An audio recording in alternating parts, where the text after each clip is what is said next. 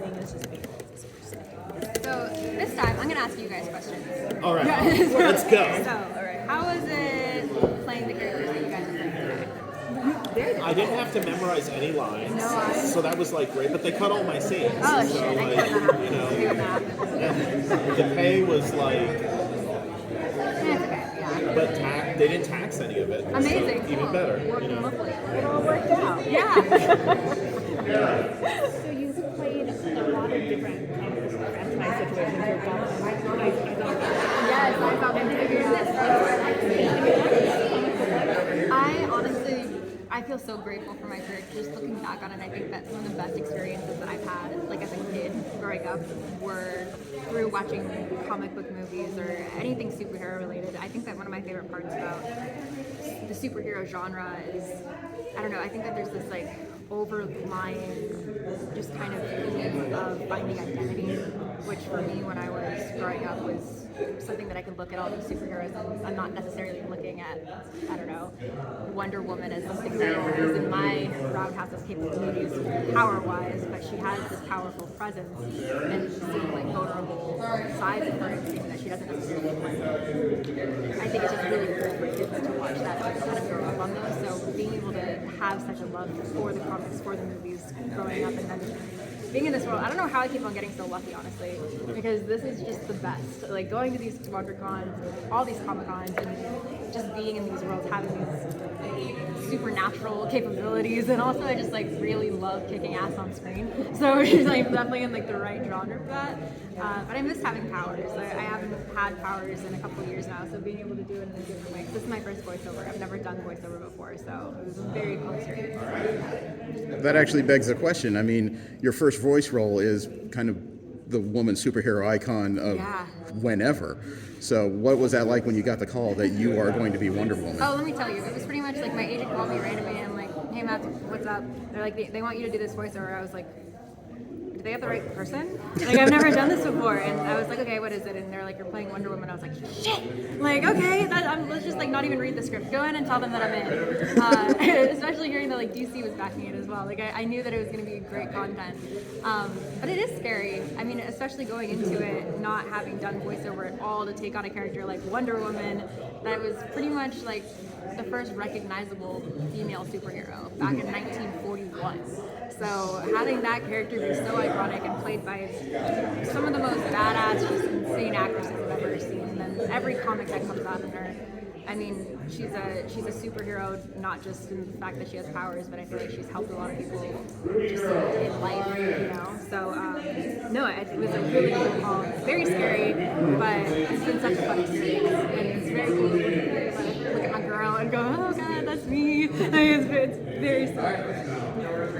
So I'm very excited to be talking to you because I was a mega fan of Gotham. Oh, yay. So like I loved you on it as Silver State Cloud. So that was a great season. They were all great seasons. But so if you can share any memories, you know, from Gotham or any of your favorite stories or experiences. Oh my God, I have so many memories from Gotham because I was out there for so long. I don't know. I mean, I think that. David actually, very randomly, has been one of our closest family friends for a long time. My sister did a movie with him called Weird Of Diary when she was little. She would kill me for even bringing the name up. She's like sings in it, and she's like probably like 10 years old. We just used to mess around all the time. We were filming at the studio in New York, and I mean, just I don't know. Me and David were just very close during that process. During Halloween, we would work all day, and then they're like, okay, how many scenes are left? What time do you want? I have a huge love for Halloween, so we'd go to all these haunted houses after work, and then show up to set the next day so tired. But that was probably like one of the best experiences working on the show. Do you like doing live action or voice acting better? You said this is new to you, so what do you think? Do you have a preference right now? It's not like, I wouldn't call it like a preference. I think that I didn't realize how difficult voice acting can be sometimes.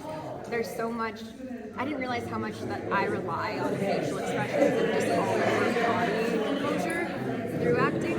I mean, for me, sometimes sometimes I have like really bad resting bitch face too. So like just easily something like that. Like my boyfriend's here with me, and if I'm hungry, like I have a certain face on, and I don't have to say a single word. But with voiceover, you're expressing all of these different emotions, and you're trying to explain all of these things, especially with this. And I'm being honest right now, I don't know how it usually works. With this process, they gave us a script, and then our director Carrie kind of talked us through what the scenes would be. So there was nothing that we were going off of. There's no I don't know, nothing to follow. So it definitely was difficult just trying to figure out he's like, and this and you're flipping over a motorcycle and jumping off of a roof, and then you just killed a Grimm. I didn't know what a Grimm is. So it was definitely fun trying it out. And I wouldn't call it a preference though. I'd definitely like to step into the voiceover world a little bit more. Very fun. Hi. Oh. Hi. I love the hair. Thank you.